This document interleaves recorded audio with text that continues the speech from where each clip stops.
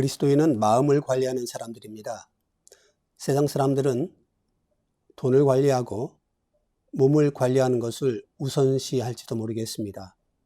하지만 그리스도인은 마음 관리를 더 중요시합니다. 돈보다 혹은 몸보다 마음이야말로 진짜 나, 진짜 우리가 될 테니까요. 그러면 어떻게 우리의 마음을 관리할 수 있을까요?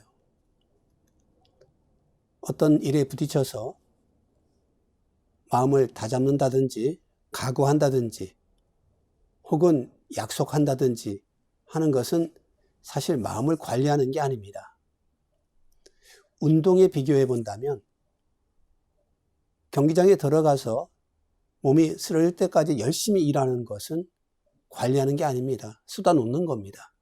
관리는 그 이전에 평소에 하는 거죠.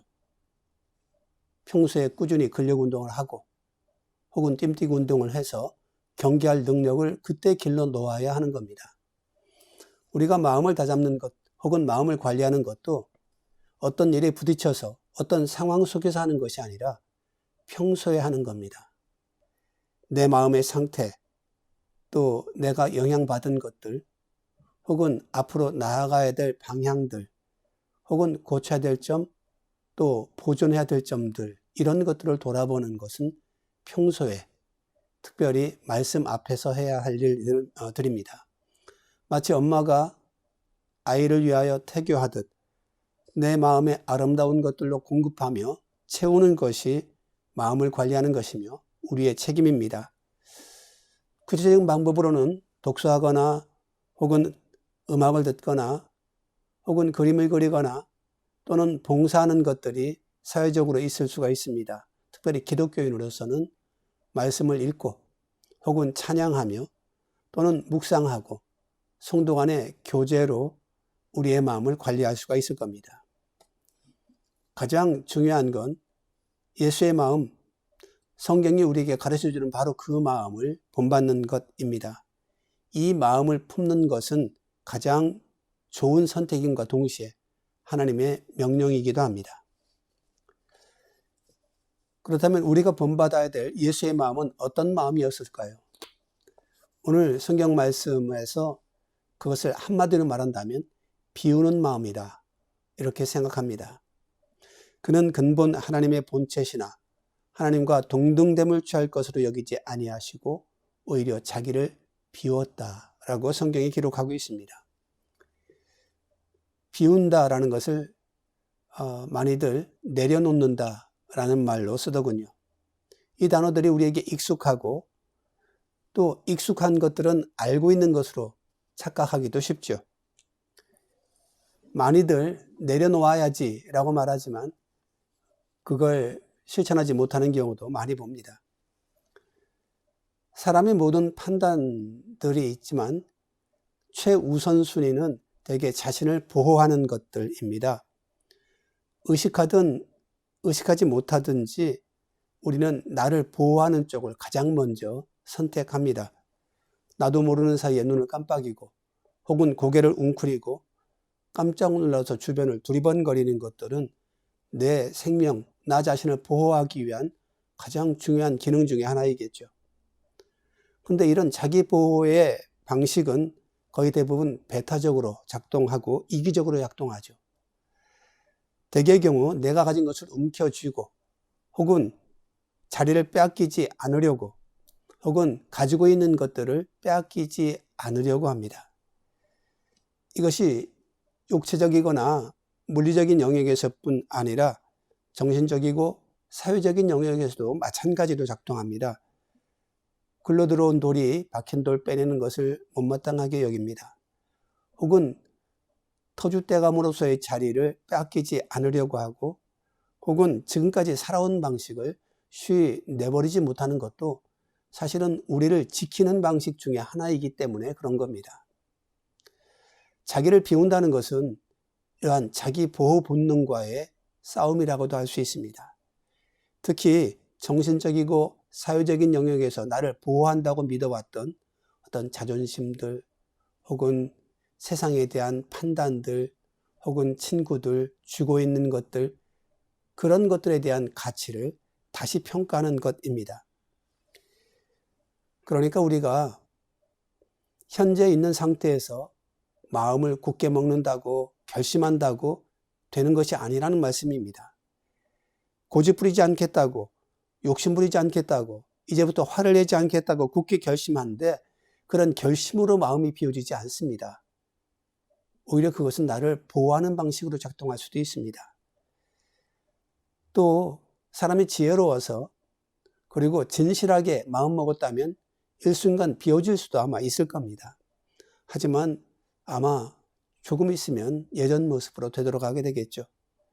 왜냐하면 내가 내려놓았을 뿐 나를 둘러싼 세상과 환경과 또 사람들은 전혀 변치 않는 바로 그곳으로 나는 다시 되돌아가야 되기 때문이죠.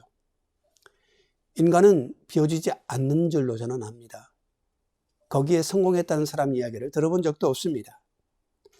하지만 낙심하기에는 이릅니다. 단순히 비우려고 한다면 성공하기 힘들 터이지만 그 마음에 다른 것으로 채우려 한다면 가능성이 큽니다. 제가 어릴 적 살던 우리 시골집 마당에 우물이 있었습니다. 여름이든 겨울이든 그 우물에서 물을 길어 세수를 하고 머리를 감았습니다. 꽤나 깊은 그 우물은 겨울에도 얼지 않았습니다. 그리고 아무리 퍼내어도 그 물이 마르지 않았습니다. 우물에서 물을 없애는 방법이 있을까요? 열심히 퍼내면 될까요? 없어진 것 같지만 하룻밤 자고 나면 다시 찰랑찰랑 채워져 있을 겁니다. 그 물을 없애려면 물을 퍼내는 것으로 되지 않습니다.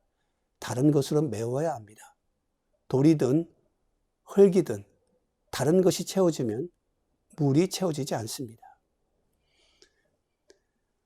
우리 마음도 마찬가지입니다. 우리 마음은 비워져서 아름답기보다 아름다운 것으로 채워져서 온전해질 수 있습니다. 채워서 충만함으로 우리는 주님이 원하시는 상태가 될 수 있습니다. 세상에 익숙했던 우리가 주의 일에 익숙한 사람으로 세상의 모든 가치들과 나의 경험들로 채워졌던 마음이 말씀과 하나님의 은혜로 채워진다면 이게 믿음이요, 이게 그리스도인의 모습일 겁니다. 성경은 우리 마음에 채울 수 있는 수많은 것들을 이미 준비해 놓고 혹은 지목해 놓았습니다. 출애굽 당시에 광야에서 성막을 지을 때에 하나님은 부살렐과 오홀리압에게 지혜로운 마음을 가득히 채워주셨습니다. 그래서 성전에 쓸 아름다운 기물들을 잘 준비하도록 하셨습니다. 성경은 우리에게 끊임없이 우리의 마음에 대하여 혹은 권하며 혹은 명령합니다. 오직 너는 스스로 삼가며 내 마음을 힘써 지키라. 신명기 6장에서도 말합니다. 오늘 내가 네게 명하는 이 말씀을 너는 마음에 새기라. 사모하는 마음들, 겸손한 마음들, 기다리는 마음들, 또 찬양하는 마음들, 괴롭지만 지금도 기다리는 마음들, 인내하는 마음들, 헌신하는 마음들, 주께 맡기는 마음들, 그 모든 마음들을 성경에서 찾아볼 수 있습니다. 억지로 그게 어디 있을까 찾아 헤맬 필요 없습니다. 그것을 읽으면 그것을 섭취하면 될 겁니다. 주님이 주시는 마음이 어떤 마음인지 성경을 분석할 필요 없습니다. 거기에 그냥 들어 있습니다. 몸이 아파서 영양제 주사를 맞는 사람이 그 성분이 무엇인지 그것이 몸에 어떻게 작동하는지 그거 몰라도 괜찮습니다. 맞으면 그게 효과를 봅니다. 말씀도 마찬가지입니다. 그 이야기를 즐거워하면 됩니다. 그것을 기뻐하면 됩니다. 그것을 가까이하고 그것을 사랑하며 혹은 그 말씀들이 우리 속에서 작동하는 것을 지켜볼 수 있을 겁니다.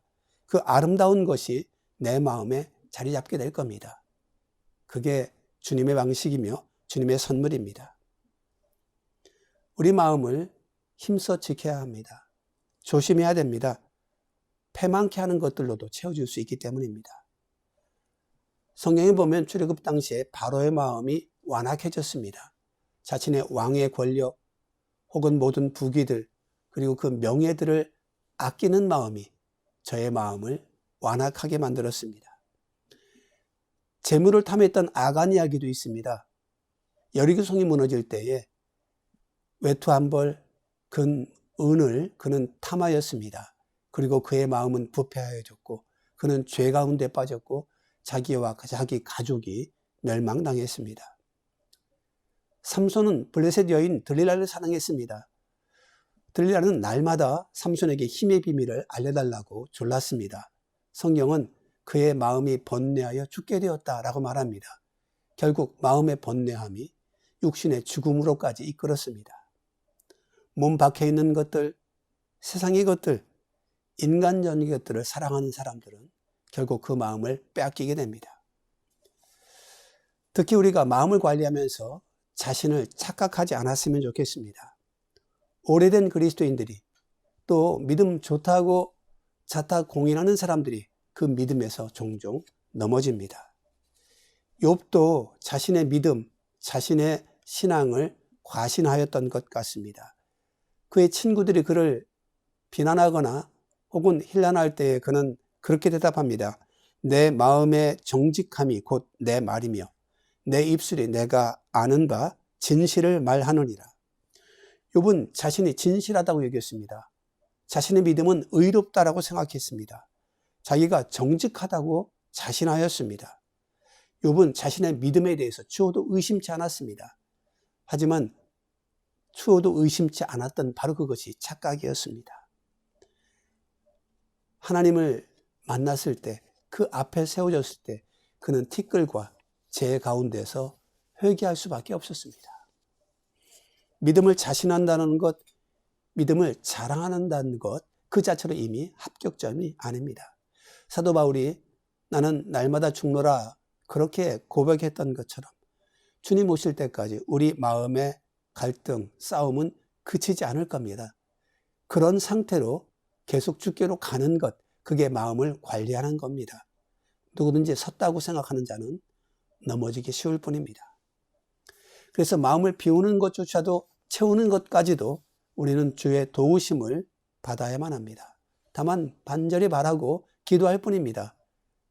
이루실 일은 주님뿐이니까요.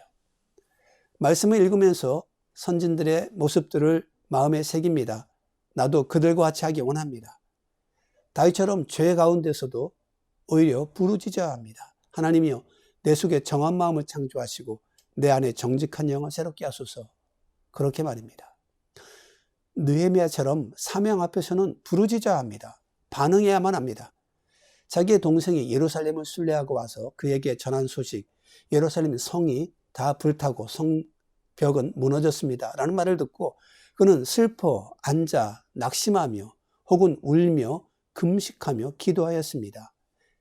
아름다운 것, 필요한 것을 위하여서 내가 슬퍼할 수 있는 사람, 그런 사람이 되어야 합니다.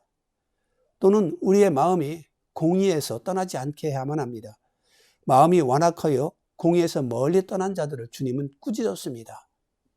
공동의 의, 내 개인적인 이익, 내 마음의 어떤 만족, 이것이 아니라 하나님의 나라를 위하여서 슬퍼하는 자들, 이러한 마음들이 온전한 마음들이 되어집니다. 이런 것들을 성경에서 찾아 그리고 마음에 새겨 그리고 닮아가게 되겠죠.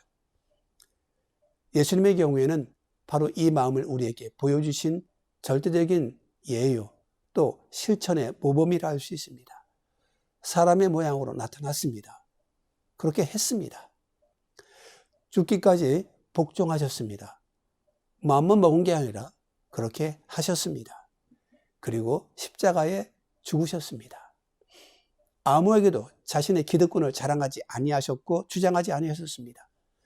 누구에게도 너는 왜 그러니? 라고 꾸짖지 않으셨습니다. 자신의 마음에 큰 아픔이 있었지만 누구에게도 하소연하지 않았습니다. 묵묵히 아버지께 기도할 뿐이었습니다. 그게 예수님이 우리에게 보여주신 모범이요, 그가 걸어가신 길입니다. 우리도 주님의 마음을 본받았으면 좋겠습니다. 우리의 마음에 성경에 기록되어진 그 아름다운 마음들이 다 쏟아져서 가득히 우리의 마음에 채워져서 그렇게 진짜 주님 원하시는 그리스도인의 마음을 품은 자들이 되었으면 좋겠습니다. 기도하시겠습니다. 주님, 네 감사합니다. 우리로 주의 마음을 품게 하옵소서. 우리로 예수의 마음을 품은 자 되게 하여 주옵소서. 세상이 우리에게 보여주고 혹은 그들이 자랑하는 바 멸망할 마음, 부패한 마음들, 자랑하는 마음들을 담는 것이 아니요 오히려 겸손한 마음, 낮아지는 마음, 의를 위하여 눈물을 흘리며 슬퍼하는 마음, 사명을 인하여 금식하는 마음들을 우리에게 주시기를 원합니다. 혼란하여 나를 자랑하는 이 시대에 오히려 그리스도인 된 우리로서 내 속에 예수를 자랑하는 자 되게 하여 주시옵소서. 우리에게 이 마음을 보여주시니 감사합니다. 이 마음을 허락하여 주시니 감사합니다. 오직 주의 마음으로 험한 세상 혹은 긴 인생 이기게 하시고 주님 닮게 하시기를 예수님의 이름으로 기도드리옵나이다. 아멘.